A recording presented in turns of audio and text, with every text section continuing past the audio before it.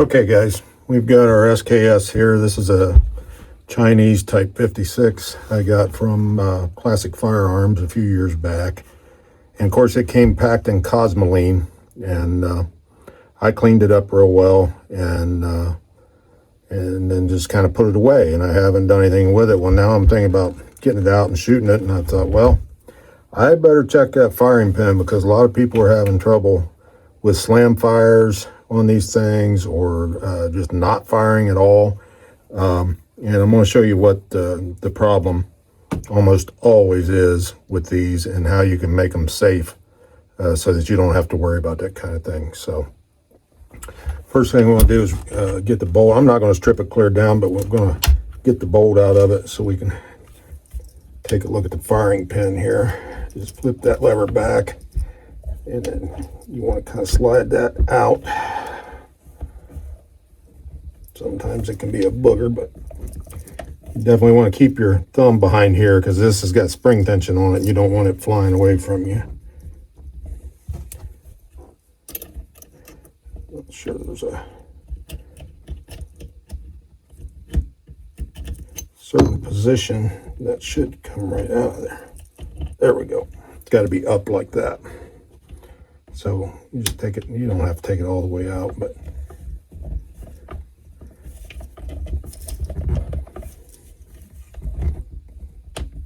got to clear that.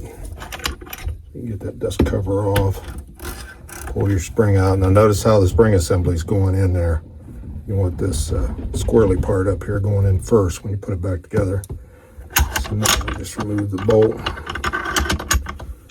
and we'll slide that out of the way. Separate the bolt there, and then here's your firing pin.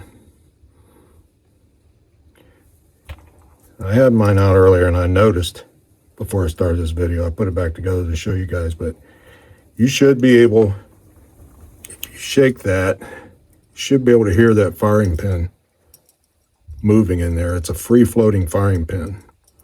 There's no spring pressure or nothing on it, and it should be free. I can get it to move, but it takes a lot of force, and it should be a lot freer than that.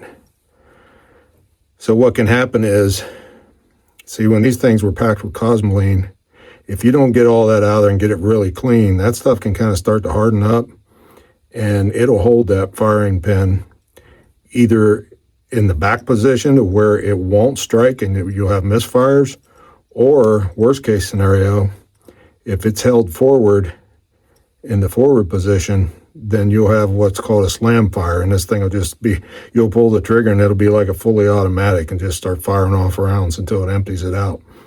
So as you can imagine, that's pretty dangerous. So what I'm going to attempt to do here is take this apart and get this firing pin out. And sometimes these can be a kind of a booger, and I've already tapped on this one a little bit and noticed that it's not going to be easy for me. So you can see, you want to knock it out this way, that you can see the round pin there, and then on the back it's kind of a rectangular shape. So you want to put it on something. I got this bench block here to where that can fall out the back when you tap it out.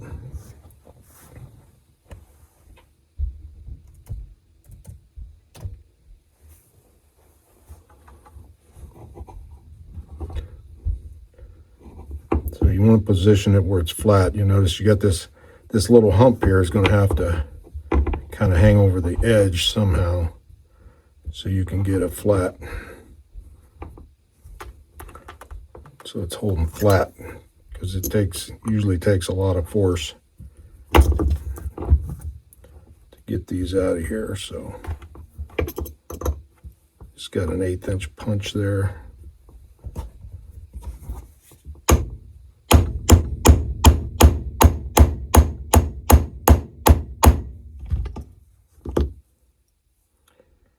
And it's starting to move a little bit, but man, I hate to have to hit it that hard. So I'm going to show you what I do with a lot of my smaller parts when I'm wanting to clean them up. I've got a sonic cleaner here, and I've just got that filled up with hot water.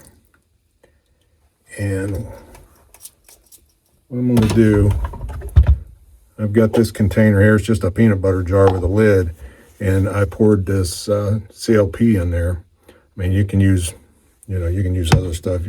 Some guys use water with Dawn dish soap, a little bit in it, or some Simple Green. But I like to use this because it's not water soluble, and I don't have to worry about getting all the water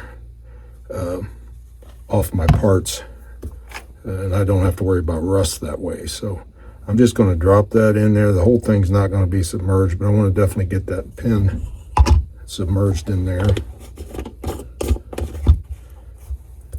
Now this is a lot more economical than filling the sonic cleaner with cleaner and then having to empty it all the time and refill it. And this way I can keep this and use that several times over. But all you have to do is set it down in there, and it'll have the same effect as if it was laying in the cleaner, open in the cleaner itself. So we'll turn this on, and I'm just going to let that run. The water's hot. I'm going to let that run for probably 15 minutes or so, and then check it and see if that loosened it up enough for me to get that pin out. So we'll be right back. Okay, I'm back here, guys. It's been going probably about 15 minutes or so, and we'll take it out of this now. If you don't have one of these sonic cleaners, man, I'm telling you, you need to get one. I'll put a link down below where you can get one of these. Amazon probably has them. I'll put a link down below for that. But I'm affiliated with them, so if you buy anything through my links, they kick me back a little bit. I got my first one today. I think it was 54 cents. But anyway, this has been in there 15 minutes or so. We'll get it out of there and see how easy it's pretty warm.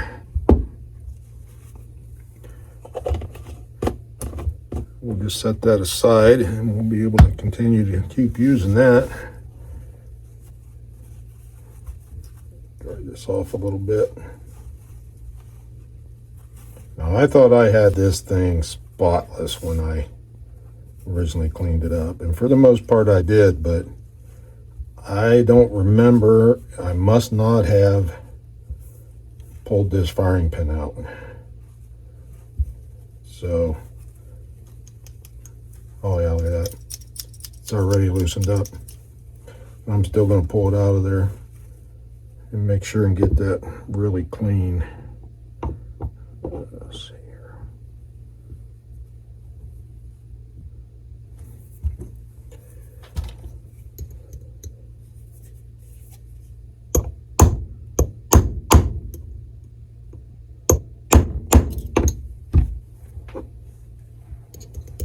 From my understanding, these usually take quite a bit of effort. That's moving out. Yeah, you can see it's coming out there.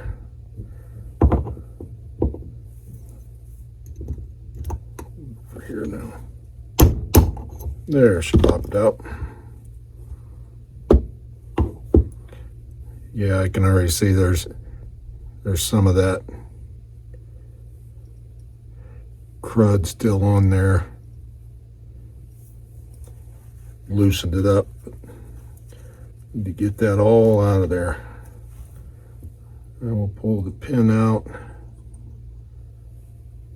Yeah, there you can see. See all that cosmoline that was still in there? It's all loosened up now, but that's what was, look at that, there's a big chunk. That's what was making it not want to move freely, and that's what causes the slam fires everybody talks about.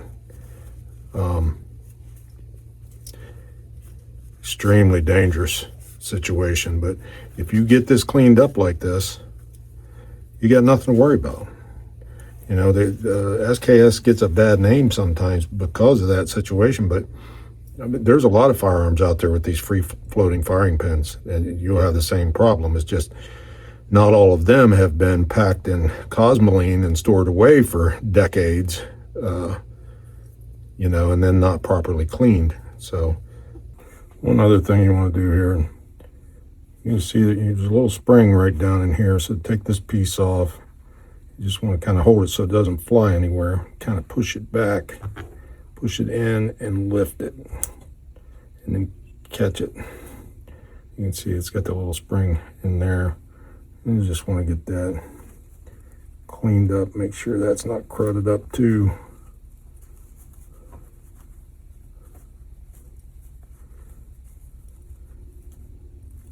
That's pretty clean actually.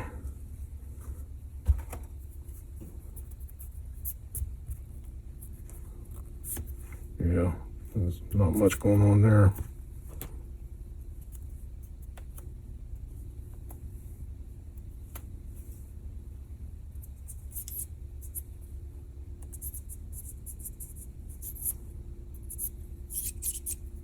Oh, I guess I can get that most of the way through there. That's good.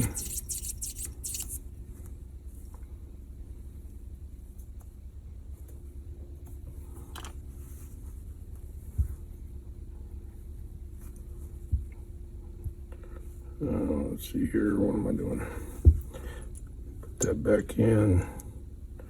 Just hold that down. Pop it back on there, and that's good to go. That's, I'm going to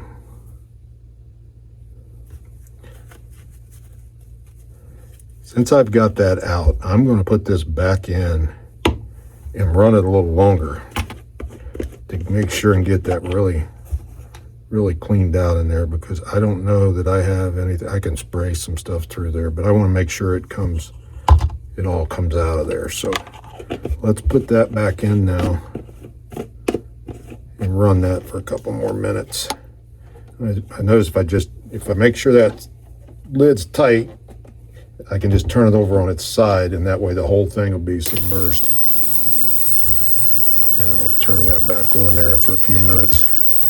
I don't know if you guys have been watching my channel, but I just did a video on the M1 Grand stock refinishing. I had two M1 Grand, actually I have three, but I had two that I got from CMP that had brand new stocks on them, and they'd never been finished. And you definitely want to get a finish on those when you get those bare wood stocks. So I showed a video on doing one of them in boiled linseed oil and the other one in tungol to kind of give you a comparison there. And boy, it's really blown up here in the last couple of days. I didn't realize there was that many people interested in that kind of thing. But if you get a chance, check that out. I've got a couple more videos coming up. I just bought a 1862 Pocket Navy and 38 rim fire. It was a factory conversion to 38 rim fire way back when, and it's on its way here now. I just recently bought it, and when it gets here, I'm going to do a video on that thing. That's a nice original. And then I also just today I bought a Pieta, a reproduction of the 1851 Navy, and it's a 44 caliber black powder. So I'm going to be doing a video on that one too. If you guys are interested in that kind of stuff, hit that subscribe button. I'm going to be putting out a lot of stuff here. I started this channel several years ago, and I got away from it. There's too many things going on in life, and now I'm back at it, and I'm going to hit it hard and heavy. So I need subscriptions, guys. I'm up to 945 subscribers. I'm trying to hit that 1,000.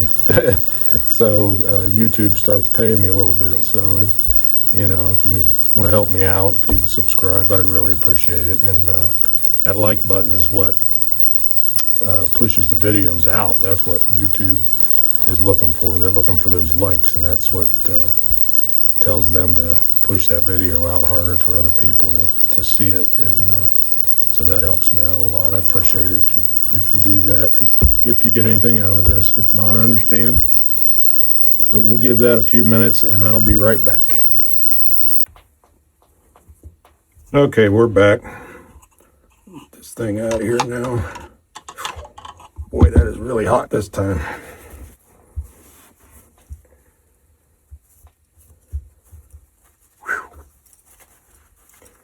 Yeah, that heat really helps kind of melt that cosmoline too.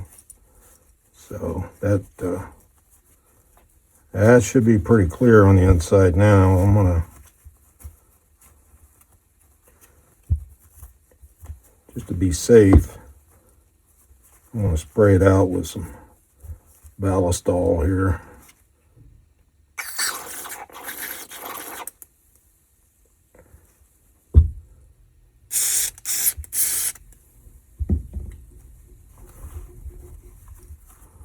And the nice thing about, you know, using that CLP, or I suppose you could use mineral spirits or whatever.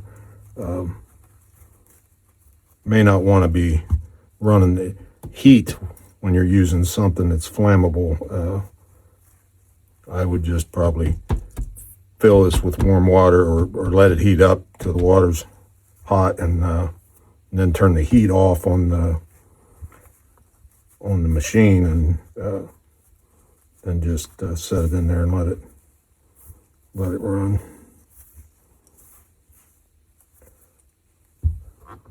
But yeah, I think we'll have a lot safer firearm now, guys.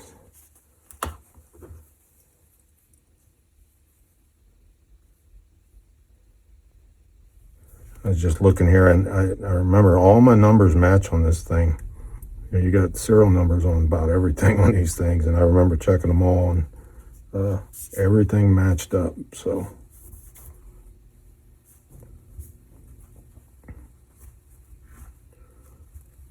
just kind of letting that, make sure that's drained out good. If you got some compressed air handy, and I don't right here, but I think I will do that. I'm going to take this out to the shop and blow that out good and make sure everything's blown out good before I put the firing pin back in and reassemble it. But if you you know, if you want to see how these things come apart, there's a million videos on YouTube. That's why I didn't bother doing a tear down on it. But there's a million of them on there you guys can look at. But yep, now we got a nice clean firing pin, and we'll get that back together, and we shouldn't have any worries. I'm gonna go out and do some shooting with this thing. These are a lot of fun, and I haven't got to enjoy this one yet. So stay tuned for some more videos coming up here. Hit that subscribe button, and I'll see you guys soon. Thanks.